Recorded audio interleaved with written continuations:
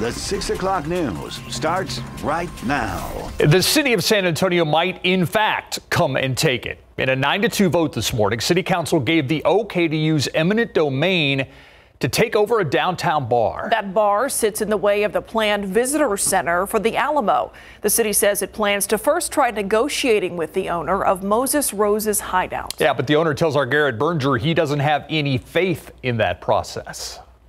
After years of the state and the Alamo Trust trying to buy Moses Rose's Hideout, the city of San Antonio will lend a hand in the negotiations too. A hand that also holds the power of eminent domain. Basically, they want to negotiate with me, but they wanted a loaded gun to do it. The city has been collaborating with the Texas General Land Office and the Alamo Trust on a $400 million plan to overhaul Alamo Plaza for years. Moses Rose's is in the footprint of a visitor center and museum that's central to that plan. The trust, which runs the Alamo site, says owner Vince Cantu has declined multiple offers to buy his property, including one last month for $3.5 million.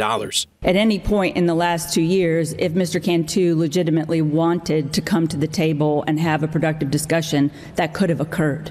Okay. But it hasn't. Cantu, though, says there haven't been any real attempts to negotiate.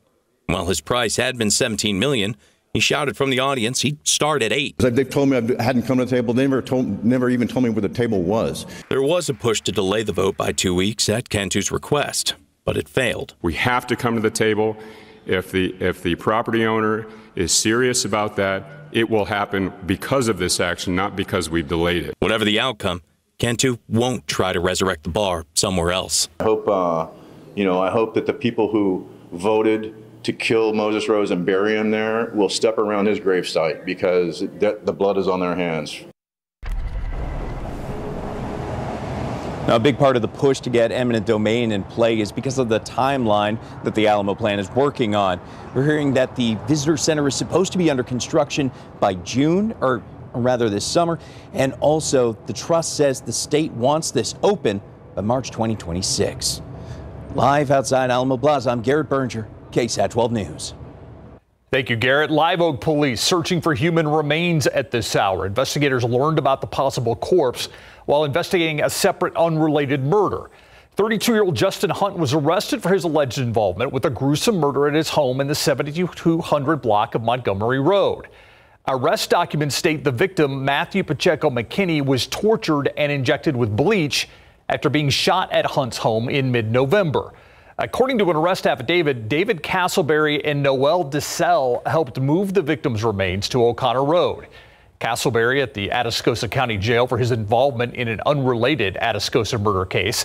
Police documents state the co-defendant in the Atascosa murder told investigators Hunt and Castleberry may have killed and buried another woman at the Montgomery home in exchange for $20,000. Live Oak police, along with several agencies, have been searching the Montgomery property for clues. Now neighbors say they want to move away from the area. Do I have a for sale sign I can put out real quick? That's horrifying. The female suspect in all this, DeSalle, turned herself into San Antonio police earlier today, was charged with altering, destroying a corpse. Hunt being held without bond at the Bexar County Jail. In court today, a jury heard about evidence found in 2 cars owned by Andre McDonald. It is day 4 in his trial on accusations that he killed his wife, Andreen. Some of that evidence, an axe and lighters. Erica Hernandez takes us inside the courtroom. Get the pair of gloves. Item after item of evidence taken out and shown closely to the jury. There was a box of heavy-duty contractor garbage bags, a full-size axe, a small hatchet, and a pair of work gloves. FBI Special Agent David Barushko explained that the Bexar County Sheriff's Office asked the FBI for help collecting evidence from the vehicles owned by Andre and Andreen McDonald. Some of the items were found in a Porsche, and more incriminating evidence was found in a silver Malibu. In the cup holder, there were, I believe, 2 lighters that were found. Inside the car, investigators discovered another hatchet and more black bags. During cross-examination, the defense asked about the condition of the items and if they were used. The 2 axes and gloves appear to be new. The box of contractor garbage bags was opened. Also shown today was more crime scene photos and a video of where Andreen's remains were found. Because of their graphic nature, we won't show them, but as they were being shown in court, Andre McDonald showed no emotion. The state is almost done with all their witnesses. They could rest as early as Monday or Tuesday of next week, and then we will see if the defense puts any witnesses up. If found guilty, McDonald is facing up to life in prison. At the Cadena Reeves Justice Center, Erica Hernandez, KSAT 12 News. A man wanted for shooting his neighbor while he was mowing the lawn, now arrested and charged. San Antonio police say 54-year-old Cristobal Alfonso Cuellar and another man confronted the victim while he was mowing the grass Saturday evening on Ohio Street.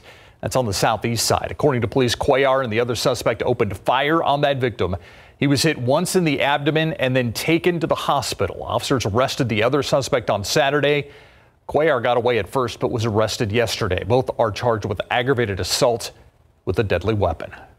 San Antonio police are looking for a man they say spent part of his Christmas day holding up a gas station. Take a look at these photos. This happened at the Oasis gas station on Military Drive West near Medina Base Road and Old Pearsall Road. According to police, the suspect pretending to be a customer, and he asked to buy a hat. Now, he bought it, but he came back looking to exchange that hat. He reportedly grabbed both hats and then got into a struggle with the clerk, who was hurt during the scuffle.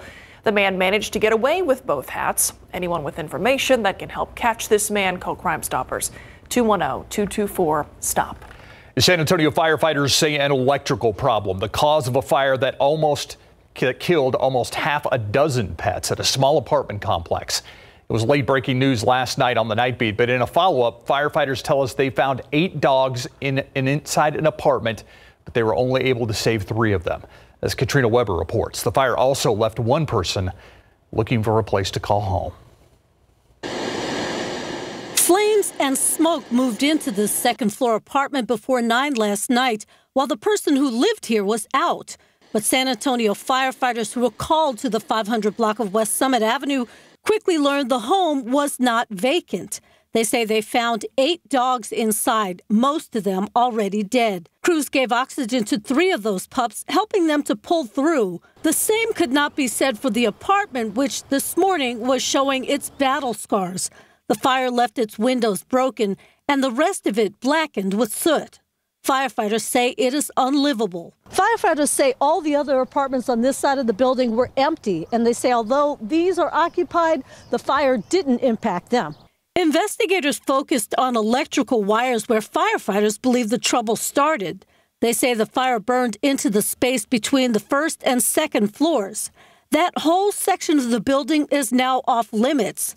While the man who lived here has to find a new home, he has asked Animal Care Services to provide one for his surviving dogs. Katrina Weber, KSAT 12 News. Gas prices are zooming past the $3 mark yet again, and there's more to come. You've probably noticed prices up 15 cents a gallon in just the past week, and they're 59 cents higher than Christmas time. That's due mostly to winter weather affecting refineries and renewed demand from China. Last year was pretty rough on drivers' wallets, and this year? For now, it's not looking great for motorists, with the prognosis of likely higher prices coming, maybe not so much in February, but late February and early March is really when we're going to start seeing prices likely accelerate. And he says $4 a gallon per gas is a real possibility, although he doesn't foresee prices being as high as they were last summer. I swear I saw $2.89 on Tuesday. Oh, you got to look around. Yeah, right? Well, maybe it's still out there. All right, I-10 at Frio. We're looking towards downtown right now, and you can see a big traffic back up there. This is just kind of the usual thing, especially as I-10 winds through downtown San Antonio. Well, a stretch of Cevallos Street, not far from that shot you just saw there in Southtown, will be renamed the Emma Tenayuka Memorial Way. The San Antonio City Council made it official during today's council meeting. Tenayuka, a San Antonio labor and civil rights leader in the mid-1900s, best known for leading the pecan sheller strike of 1938. Back in November, Mayor Ron Nirenberg and District 3 Councilwoman Terry Castillo announced they were seeking the designation to honor Tenayuka's legacy. Let's take a look outside right now with live cam. But if you looked outside even earlier today, there might have been something unusual that caught your attention in the sky, Adam. Yeah, people were noticing the unique cloud formations that we do get around here periodically, maybe about a handful of times a year. Here's a few examples for you. I'm going to step off the screen so you can see them. And these are hole punch clouds with a fall streak. I'm going to explain it for you right now. So this is basically an altocumulus cloud at about 20,000 feet high, and it's composed of supercooled liquid water. That is water that's below freezing, but still liquid, because in order to freeze, it needs something to freeze onto, which we call a nuclei. Well, that's where an airplane comes into the picture. Airplane will punch through these holes, and the exhaust from the airplane, the little pollutants and particles in the exhaust, will provide that necessary nuclei. And so that supercooled water that's already below freezing immediately crystallizes, turns into ice, and then you get that fall streak, and it falls out of that hole that was made. So a very interesting phenomenon, pretty cool to see in our sky. You have to have just the right conditions, and today we sure did. 54 right now, 8 o'clock we're at 50 degrees, 10 o'clock down to 44. Temperatures falling off quickly, unseasonably cool this evening, and a chilly start to the day tomorrow. Mid-30s around town. You get up into the hill country and a degree or two below freezing. 31 Bernie, Utopia 30, and Kerrville 32 tomorrow morning. I like what I see in terms of rain chances and a shift in our pattern. We're going to talk about that and how much rain we could get Saturday in just a bit. Ooh, that sounds good. Thank you, Adam. The coach of the Uvalde High School Coyotes nominated for the NFL's High School Coach of the Year. They won some, they lost some, even made the playoffs, but it was more about what the team's impact was off the field. That story is coming up next. If you or I hired a contractor and they did a bad job, we wouldn't rehire them. Keeping construction on task and on time. Tonight on the Night Beat, the steps San Antonio city leaders are taking to hold contractors accountable doing city jobs. Plus, just wanted to see if you guys were able to correct the plumbing issues that was there. Yeah, that's not all the health inspector reported at this restaurant, though. The reported violations that led to a reinspection order. Would we go behind the kitchen door tonight on the Night Beat? It was a season of wins, losses, emotions, and ultimately uniting a community. The Uvalde Coyotes football team played under incredibly difficult circumstances. And now their head coach, Wade Miller, has been nominated for an award for his work on and off the field. Yeah, RJ Marquez visited with Coach Miller and his team leaders to discuss the season and his nomination for the NFL's High School Coach of the Year. And I was shocked. I mean, to me, this is just what I'm supposed to do. Wade Miller has been a Texas high school coach for nearly 30 years, but nothing could have prepared him for last season. For these guys to accomplish the goals that we had set last offseason and then to do it the right way through a tough situation, I'm proud of them. The Uvalde Coyotes dedicated their season to the Robb Elementary victims, taking the field not only for themselves, but for a willing community. And for them to go out there and play with such effort and really sometimes even above their abilities was special. In the wake of the Robb Elementary School shooting, Coach Miller helped unite this Uvalde team, leading them to 5 regular season wins and a playoff appearance. Miller's leadership helped get the team through an emotional season. He's always there for us, and ever since that tragedy, you know, he's showed us nothing but love and support. I think Coach Miller was the right guy. I think it was a blessing for him to come here.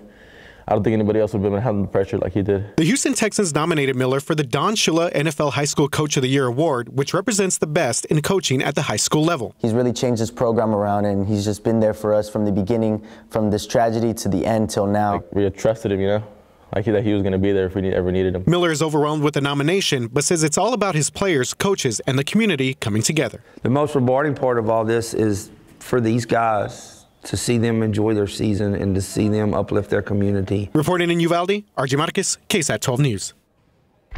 If he wins the Don Shula Award, it's an award for him, obviously, but also for that entire team. Oh, 100%. Yeah, congrats on the nomination. Let's take a look outside right now from Sky 12 over the Japanese Tea Garden here, right there at Brackenridge Park. It's another chilly day out there. It really has been all day, Adam. It has, with a lot of nuclei, condensation nuclei floating around in the air. Is that what you've been talking about, Steve? I didn't realize there was going to be a quiz. Yes, a lot of condensation nuclei. That's what we were just talking about. I know you were. There are different types of nuclei classified by size. You have Aitken nuclei, you have several other types, and you have to have it in order to, well, you don't have to, but in order to get the ice crystals, you do. You can get down to 40 below Celsius, and that's when supercooled liquid water doesn't need nuclei at -40. How much time is in this show? I get the hint. I can get a hint. We can move on. Wow, okay, I didn't know we had time for a nuclei talk. Nerd alert, nerd alert. All right.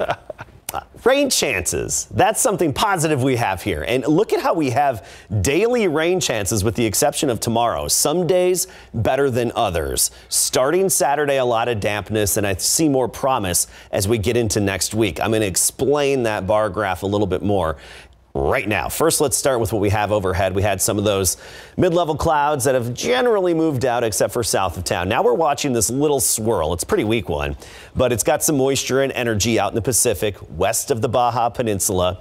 That's the upper level support that we're going to be getting on Saturday. Some energy sliding up and overhead. There's still actually a decent amount of uncertainty as to how fast this energy is going to be passing overhead. Is it going to take its time, or is it going to be in and out? It's going to affect how long the rain lasts into Sunday. So here's our best representation right now.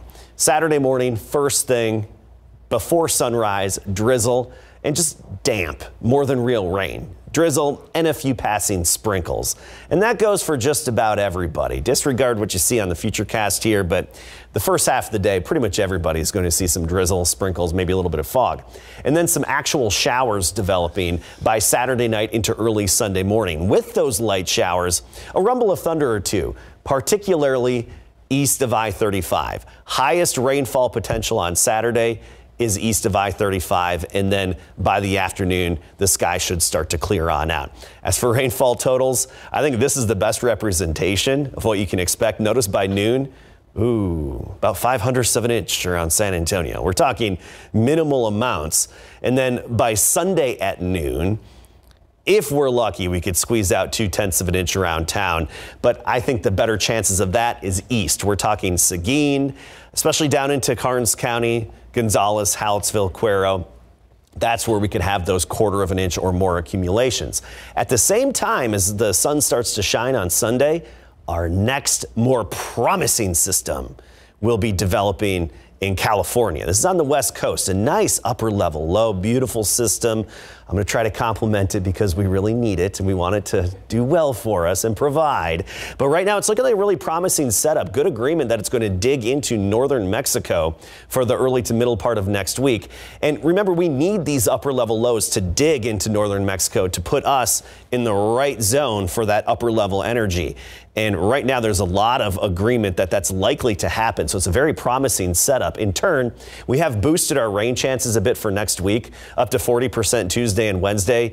Give us a few more model runs and I bet we're going to pull those odds up even higher. So better coverage with not just better coverage, but also higher accumulation potential for Tuesday and Wednesday of next week. So that's something to keep in your mind and check back in for updates. Here's your KSAT 12-hour forecast. Tomorrow morning, 7 a.m., 36. By noon, 53 degrees, increasing clouds in the afternoon, and only about 58 degrees the high temperature.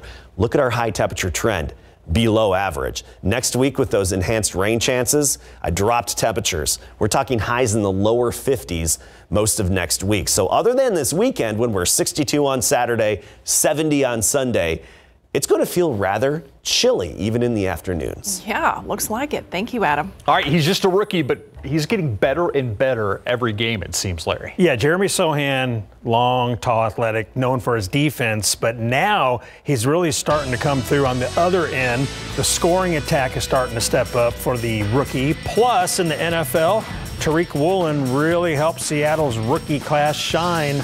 Coming up.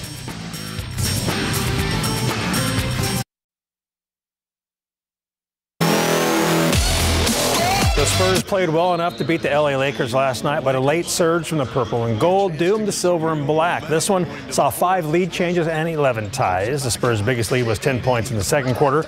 while the Lakers led by as many as 14 in the fourth, and they go on to win it 113-104. San Antonio had a 4-point advantage with 11:37 left in the fourth. That's when the Lakers went on an 18-4 run, taking a double-digit lead. Kelvin Johnson scored a game-high 25 points, and rookie Jeremy Sohan had 14, reaching double digits for the 5th straight game, the longest such stretch of his young career. He's playing good basketball. He's defending, scoring, rebounding, passing the ball. He's playing really well, and it's good to see the growth in a young player. I'm happy for him. Happy to see him be successful, and I think that it's only up. He continues to get better. He wants to get better, so I think we'll see great things from Jeremy. Clippers will host the Spurs 9:30 tonight. Now Sohan is doubtful with the left quad contusion. Josh Richardson and Stanley Johnson are questionable, and Romeo Langford remains out with left adductor tightness. Pro football coverage, powered by Davis Law Firm. San Francisco 49ers rookie quarterback Brock Purdy is 8-0 as the team starter this season. He took over in Week 13 after Jimmy Garoppolo was knocked out of the Dolphins game with a season-ending foot injury, and Brock is undefeated ever since. Purdy is 2-0 on the road, 2-0 in the playoffs, but now he's getting ready for his toughest road test this season when the Niners play at the Eagles for the NFC Championship. And Purdy says facing the Cowboys defense in the Niners' 1912 divisional round win helped him prepare for the Eagles D. I think they, had a great front. I thought their secondary was really, talented and skilled. So all around, I think their scheme was really good too. So I do think it was one of the best defenses that I've seen, that our team has seen this year. And obviously, this week's going to be a great challenge with the front that Philadelphia has. So I thought it was a good game to have and to work through and learn from, for this week's matchup.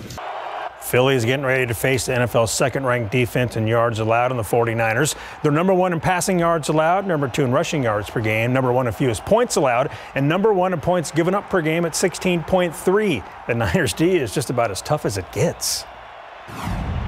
They're really good all across the board, and I think it starts off with their front seven and then having a really good defensive back group. They fly to the ball. They're disruptive at every position. They're well coached. So we have a task in front of us. We have a really good challenge, really big challenge in front of us. And as always, we just want to go out there and execute, try and be efficient. Eagles will host the Niners Sunday 2 p.m. with the winner advancing to Super Bowl 57. Seattle rookie cornerback Tariq Woolen helped the Seahawks 2022 draft class ranked number 1 in the NFL per ESPN. With 5 rookie starters on both sides of the ball and a Pro Bowl selection for Woolen in his first year, the Hawks rookie class made a huge impact this season. ESPN says their best rookie was 5th-round pick Woolen, who tied for the NFL lead with 6 interceptions. He finished with 16 passes defensed and allowed a completion rate of just 47% in coverage. PFF.com says no team got more from the rookie class than Seattle's rookies, who combined for 5,074 snaps during the regular season. Interesting. Yes. Yeah. Not nucleus or nuclei. No. It's not still, Third Thursday interesting. Yeah, exactly. But still not cool. Third Thursday interesting, but I still appreciate your effort, Larry. Thank you. Yeah. Our KSAT Q&A is coming up next. No nucleus.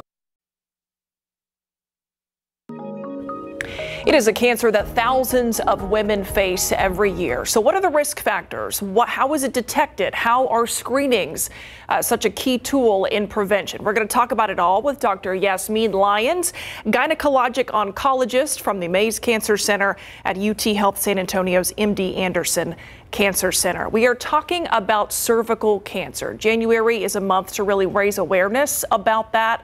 So let's first start with the risk factors. What are the risks when you're talking about this disease? So, by far the biggest risk for cervical cancer is going to be infection with HPV, or the human papillomavirus. Because HPV is a sexually transmitted infection, most of the risk factors have to do with that. And those risk factors are early age of sexual activity, multiple sexual partners, having a partner with multiple partners, and having other sexually transmitted infections. There are some risk factors that are not related to HPV, and that includes smoking and having a weak immune system. So, I don't know that a lot of people know a lot about cervical cancer, which is one of the reasons we wanted to have you on, doctor, and I appreciate it. It's the 4th most diagnosed cancer in the world. 13,000 women will be diagnosed in the United States this year. 4,000 women will die from it. Give us some of the symptoms that really people shouldn't ignore when it comes to cervical cancer. Yep. So, the biggest symptoms are probably going to be abnormal bleeding. So that could be absence of a period, as well as really heavy bleeding, bleeding in between periods, and bleeding after sex. Other common symptoms include vaginal discharge, back pain, fatigue, and bleeding from the bladder or the rectum. How is it detected? How do you detect cervical cancer? So the best way that we can try and screen for it is through a pap smear, and that is assuming that it's a really early cervical cancer. So the best way that women can prevent cervical cancer is by getting the HPV vaccine and then doing their screening for cervical cancer with pap smears every 3 years if they're between ages 20 through 29, and every 5 years, along with HPV testing for women who are 30 to 65. When is the HPV vaccine normally given? So the HPV vaccine is approved all the way from ages 9 through now up to age 45, and for both men and women. I think there's also a lot of misconceptions just about what HPV is, who can get it, how it's treated. What are some of the biggest misconceptions that you run into when it comes to HPV? Yep, I think a big myth that we run into a lot is that only women can get HPV, and that is incorrect. So men can get HPV, they do, and it causes other types of cancer in men, just like it causes cervical cancer in women. Another big myth is that people say if they've had their HPV vaccine that they don't need pap smears, and that's incorrect because we do have some cervical cancers that are not related to HPV. So that's why the pap smear is so important in addition to the HPV vaccine. What are some of the treatment options for people that are out there that are suffering from cervical cancer? It really depends on the stage of the cancer, meaning how far it's spread. For a really early cancer that's just limited to the cervix, we can offer patients surgery. For those cancers that have spread past the cervix but are still in the pelvis, we can offer a combination of chemotherapy and radiation. And then for patients that have distant disease, meaning that it's spread from the cervix to other places like the lung or the liver, we can offer a combination of chemotherapy and sometimes immunotherapy. You mentioned this earlier when it came to pap smears, but keeping track of the timing with your pap smears, with your mammograms, the recommendations have changed over the years. So I want you to go back and tell us again, how often are women supposed to be getting these routine screenings, and does it depend on your age? Yes, it definitely depends on your age. For women that are ages 21 through 29, we just recommend a pap smear and no HPV testing, and that is to be done every 3 years. And then for women ages 30 through 65, we recommend both a pap smear and HPV testing, and that's going to be given every 5 years. So you said that women should not ignore some of the symptoms that we listed earlier. What's the very first thing someone should do if they have some of these symptoms, if they are concerned that they may have cervical cancer? So if they have any of the symptoms that we experience, they should talk to their OBGYN. If the OBGYN then thinks that it's concerning for cancer, they would get sent to a gynecologic oncologist who could help treat them. I was asking you earlier before we got this segment started if family history played a role. You said it's really not that significant when it comes to cervical cancer. And given the risk factors that you listed, would you say that this is a preventable disease with these routine screenings? I would say it's one that is preventable now with the HPV vaccine and with early detection by routine pap smears. So for men, you said HPV can cause different types of cancers in men. Give me an example of what type of cancers HPV can cause in men. So for men, HPV can cause anal cancer and it can cause oropharyngeal cancers. Same thing in women. It can cause anal cancer and oropharyngeal cancers in women too. Obviously, men can't get cervical cancer, but they are still at risk if they have the HPV virus that it can turn into a cancer. I'm going to ask you something. Some people might think it's a silly question, but I'm guessing there's a lot of people out there, whether they're willing to admit it or not, don't know the answer. And I'm not just talking about men. What exactly is a cervix? Yeah, great question. So the cervix is the very bottommost part of the uterus, and most people think about it in the setting of childbirth because the cervix is kind of the exit or the last step before a baby is born. The cervix is what dilates. So that's the only part of the internal female genitalia that we can see on a pelvic exam. Dr. Yasmin Lyons with UT Health San Antonio, appreciate your time. I appreciate Myra for not putting me on the spot there with that, quizzing me on what a cervix is. So we appreciate you going through what is very important information on cervical cancer. You bet. Thank you for having me. Yeah, thanks for being here. We'll be right back.